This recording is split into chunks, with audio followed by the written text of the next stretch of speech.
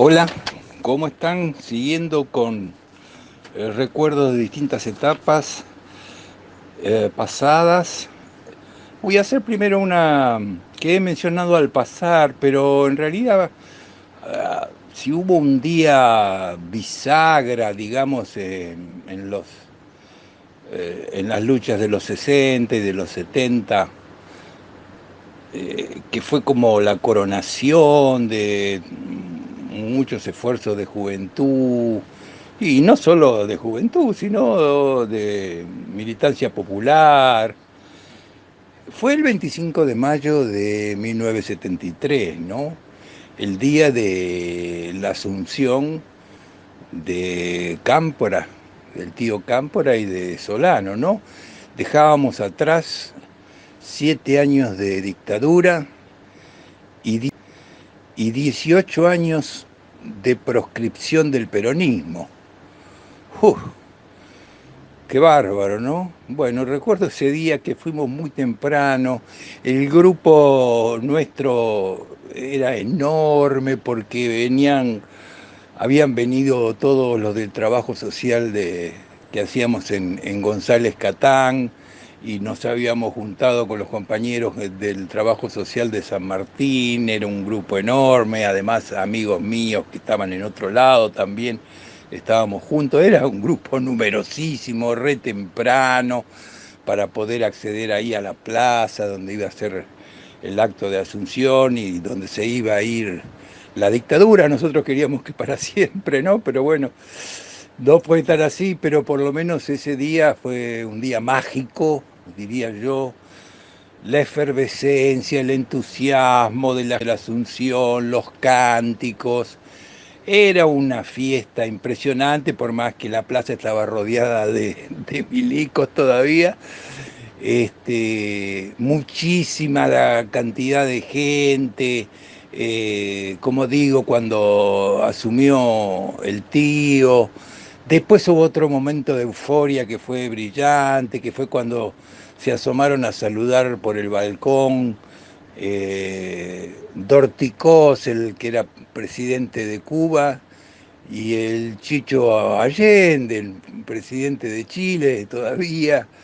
Y bueno, eso fue una ovación, se venía abajo la plaza, una cosa de loco. Después ellos dos estuvieron también en un acto especial que se hizo unos días después en Córdoba, en la ciudad de Córdoba, que fue un acto también gigantesco, también de la izquierda, y del peronismo, y hablaron en ese acto Agustín Tosco, el Gringo Mena, bueno, estando con Dorticós y Allende, una fiesta tremenda y en Córdoba que había ganado el gobierno popular de Obregón Cano y Atilio López, nada menos, ¿no? Qué compañero. Bueno, pero ese día, bueno, se hizo largo, larguísimo, estábamos todos agotados. Después, bueno, se fue yendo la gente para las casas, pero bueno, las organizaciones se habían llamado. La consigna era ese día, ni un solo día de gobierno popular con presos políticos, ¿no? Y entonces, bueno, los grupos más militantes, no eran todos los que habían venido con nosotros, pero un grupo grande, nos fuimos también acercando por la tarde y por la tardecita ahí a la cárcel de Devoto, donde había muchísimos compañeros presos que llevaban años, muchos de ellos, y sabíamos que era una tarea difícil. Estaba haciendo recién la transición, Cámpora estaba asumiendo, desde el gobierno decían que no, que esperaran, que ellos querían hacer algo para que salieran los presos, querían hacerlo desde el Congreso y que entonces había que esperar, pero bueno, la gente estaba muy, muy apurada, los que estaban adentro y los que estaban afuera. Entonces, bueno, fuimos a Devoto, que con precauciones, porque sabíamos que podía haber despelote.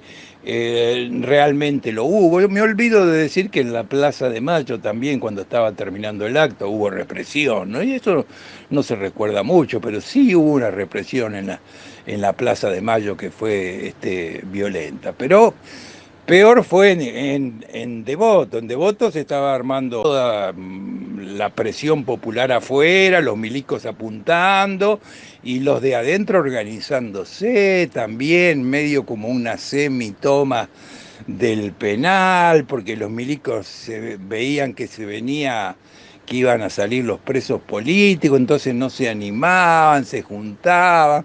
Justo para ese momento, el Paco Urondo, que estaba preso, le hace ese famoso reportaje a los 3 sobrevivientes de la masacre de Trelew, que después tomó mucha difusión.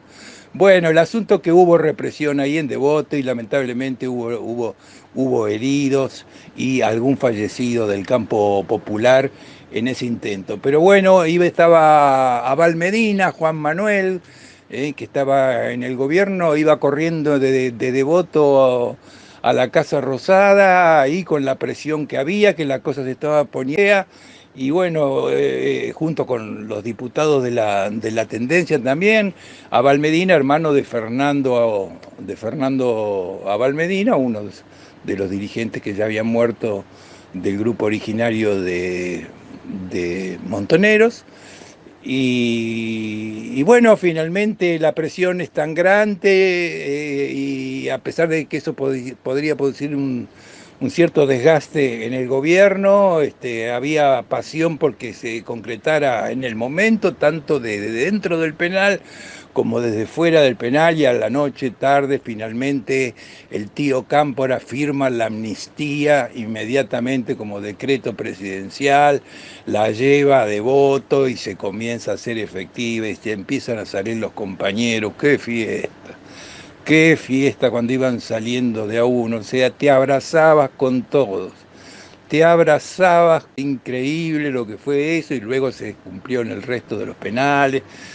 Bueno, quizás eso también, un tanto audaz, peligroso, pero se consiguió el objetivo. Claro, son otras épocas, pero bueno, en esa época había una fuerza y una militancia que pudo lograr esas cosas en ese momento. Después fue mucho más complejo seguir. Bueno, me voy a otras etapas del trabajo profesional.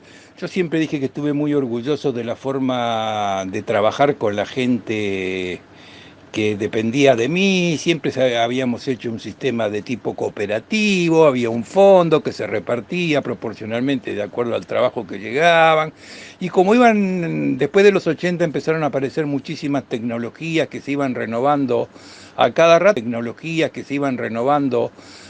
rato, llegamos a formar un equipo muy grande, más allá del hospital italiano, llegué a tener hasta 20 técnicos que estaban funcionando con ese sistema del fondo cooperativo. Yo estoy seguro que había varios de esos 20 que no, si fuera por ellos, no hubieran compartido, pero era una decisión irrevocable. El que entraba al grupo tenía que compartir eso.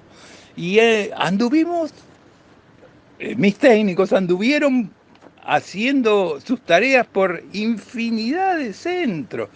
Yo inclusive para recordármelo para mí mismo, anoté algunos centros en los que había trabajado mi grupo de trabajo a lo largo de los años y encontré el Hospital Alemán, la Fundación Favaloro, el Hospital Israelita, el Sanatorio Mitre, Sanatorio Dupuytren, Hospital Austral, Hospital Británico, Mater Dei, Suimed, Instituto de Diagnóstico, Sanatorio Tamendi, Sanatorio Colegiales, Clínica La Croce, Clínica La Esperanza, Clínica Independencia de Munro, Sanatorio Olavarría de Olavarría, Clínica Alemana de Chipoleti en el sur, Sanatorio Quilmes, Clínica Modelo de Lanús, Sanatorio Juncal en Temperley, Corporación Médica de San Martín, Hospital San Lucas, Clínica San Lucas de San Isidro, Clínica La Sagrada Familia, Clínica Sagrado Corazón, Clínica Sacre Cœur, Clínica San Camilo, Sanatorio IMEC, Clínica Callao, Sanatorio del Ministerio de Hacienda, Hospital Sor María Lodovica de La Plata, Clínica Junín de Junín, Sanatorio CEMIC, tanto en su sede de Las Heras como en su sede de Saavedra, y debo decir que fue justamente en el CEMIC Las Heras, donde todo nuestro grupo pudo tener al primer paciente que sobrevivió a una asistencia respiratoria con sangre fuera del cuerpo en Argentina, y fue un paciente politraumatizado que estaba gravísimo con un distrés pulmonar severo. Estuvo 21 días en asistencia, ¿eh? Y luego se recuperó totalmente luego de ese accidente gravísimo que había tenido. Fue el primer caso. Bueno, todos estos lugares trabajando con el equipo a través de los años. Hubo algunos que fuimos dejando a través del tiempo porque no siempre los grupos que trabajaban en esos lugares respetaban los estándares que nosotros queríamos de tener de calidad de atención para los pacientes, y cuando eso pasaba, bueno, directamente nuestro grupo se retiraba. Recuerdo un caso que fue patético, porque yo había hablado ese con los cirujanos, que era del hospital israelita, y que siempre buscando reducir el costo de alguna manera para tratar de obtener mayor beneficio económico. Entonces habíamos dicho que no aceptábamos ese cambio de técnica con ahorro de materiales que ellos querían, y bueno, a mí me habían dicho que sí, pero bueno, ellos cuando fue el técnico a hacer la cirugía, me llama a la mañana, yo estoy en el italiano, la técnica era Marcela, una súper entrenada que tenía en esa época, y me dice: doctor, insisten con hacer lo que ellos quieren. Ah, sí, bueno, entonces decile que se quedaron sin técnico y te retirás inmediatamente del hospital israelita. Y así lo hizo, y así lo dejamos ese centro, porque tampoco íbamos a joder con los pacientes, ¿no? Íbamos a hacer las cosas bien, y si había alguien que no las quería hacer bien, bueno, que lo hiciera con otros, no con nosotros. Las quería hacer bien, bueno, que lo hiciera con otros, no con nosotros. De eso no íbamos a ser cómplices. Bueno, y eso con respecto al trabajo de todos los técnicos. Pero después hay otro aspecto que también pude hacer yo en forma individual como eh, docente, y yendo a inaugurar o agregar nuevas técnicas a distintos lugares y centros del país. Y siempre que lo hice fui absolutamente gratis, la actitud docente y solidaria, solo que me pagaran los gastos de traslado. Y así fui bueno, voy a nombrar algunos lugares: Rosario, en Rosario infinidad de lugares: Sanatorio Plaza, Sanatorio Parque, Hospital Británico, ICR, Instituto de Cardiología, desde que se estaba construyendo un centro modelo en esa, no me recuerdo el nombre, la avenida hermosa que tiene Rosario, esa muy amplia que tiene todo el parque en el medio. Desde que lo estaban terminando de construir me invitaron allá a verlo, hasta que empezó también con la mejor tecnología, un gran equipo quirúrgico, se mantienen hasta la actualidad. Antes que empezara la pandemia tenían que tomar una decisión ese mismo grupo, ya con otros integrantes, por el paso del tiempo, y recuerdo que vinieron los médicos a verme a mí, al italiano, y trajeron a su ingeniero del ICR porque ellos tenían que tomar una decisión en un cambio de tecnología, y querían conocer mi opinión de cómo armar mejor la nueva tecnología que ellos iban a adquirir. Excelente relación, y el nivel de trabajo por ese grupo particularmente, bueno, y bueno, muchos otros. Después en Santa Fe, también en el Hospital Italiano de Santa Fe, en el Hospital Cuyen, un hospital también con gente muy entrenada. En Paraná, no me acuerdo el nombre de los sanatorios, pero estuve varias veces. En la ciudad de Puigari, Entre Ríos, esa ciudad que es más que nada una ciudad religiosa, que todos pertenecen a una misma comunidad religiosa. Ahí también estuve ayudando en la parte práctica y dando algunas conferencias. En Mar del Plata, bueno, en Mar del Plata prácticamente todos los lugares que hacían cirugía cardiovascular, recuerdo la Clínica Belgrano, la Clínica 25 de Mayo, el hospital de la comunidad, muchas veces a Mar del Plata y a acercar nuevas técnicas. En Mendoza, en el hospital italiano, con el doctor Burgos, en el hospital español también. Bueno, Tucumán parecía mi segunda casa, porque ahí hay 4 centros quirúrgicos que permanecen hasta la actualidad. Y a los 4 centros quirúrgicos fui a 3 de ellos a inaugurarlos y otro que ya estaba para actualizarle la tecnología. 2 grupos provenían de gente tucumanos, pero que habían sido formados, 2 en el hospital italiano, 1 en el hospital español y 1 en la Fundación Favaloro. Los 4 me llamaban permanentemente y fui montones de veces a Tucumán. Gran relación con los 4 equipos quirúrgicos. En Córdoba también varias veces, debe haber 5 o 6 centros. Ya no me voy a acordar de los nombres de los médicos, pero bueno, en Córdoba ayudamos mucho con el desarrollo, también en Bahía Blanca, con gente que había sido de la Favaloro. En Corrientes fuimos a hacer la primera cirugía cardiovascular con 2 médicos, eran 3 médicos correntinos, 2 cirujanos y un hemodinamista, con los cuales jugábamos en el mismo equipo de fútbol cuando ellos hacían la residencia, nosotros representábamos a cardiología y jugábamos contra los demás servicios, generalmente íbamos al Hospital Borda, ahí que tenía una canchita para hacer los partidos entre todos los servicios del hospital italiano. Con estos correntinos jugaban bien porque había uno que había jugado en Mandillú, había sido profesional ahí, era muy bueno. Bueno, ahí fue la primera cirugía en Corrientes. Después también en Neuquén, en un hospital público, bueno, y en algunos centros de acá también de Buenos Aires, donde fui a introducir distintas técnicas, como en el Garrahan, en el Hospital Ica, Hospital Perón de Avellaneda, Hospital Argerich, Casa Cuna. Es decir, la lista es larga. Siempre que me llamaban y era para hacer algún progreso en algún lugar, mi pensamiento es que era una actitud docente, solidaria, y que eso, si salía bien, iba a llevar a un único beneficiado, al paciente que ellos fueran a tratar.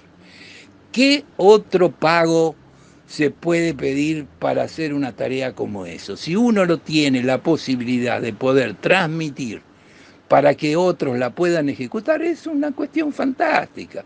Recuerdo antes de la pandemia que se egresó un alumno mío de Misiones, que era grande ya cuando hizo el curso universitario, sí llevaba muchos años de práctica en el sanatorio más importante de Posadas, Misiones. Bueno, yo tuve una relación especial eran 3 alumnos misioneros, como estaban muy lejos, les costaba.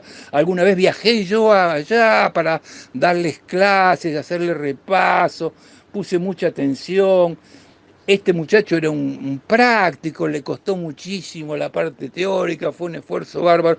Bueno, ellos tenían que presentar una monografía para cuando terminaban el segundo año y en la página inicial de la monografía, este muchacho ya grande, de pocas palabras, que le costaba mucho, escribe, que bueno, la primera página se usa normalmente para hacer algún agradecimiento. Bueno, agradecía obviamente a los docentes del curso y agradecía especialmente a mí y al curso por haberle enseñado conceptos y técnicas que ya él estaba aplicando después del curso en sus pacientes que atendía en Posadas y que lo llenaba de alegría haber podido, gracias a este conocimiento, brindar una mejor atención a sus pacientes. ¿Qué más puede pedir un docente? Y fueron muchos alumnos que hablaron del mismo tema. Lo recuerdo porque fue el último justo antes de la pandemia con este alumno misionero.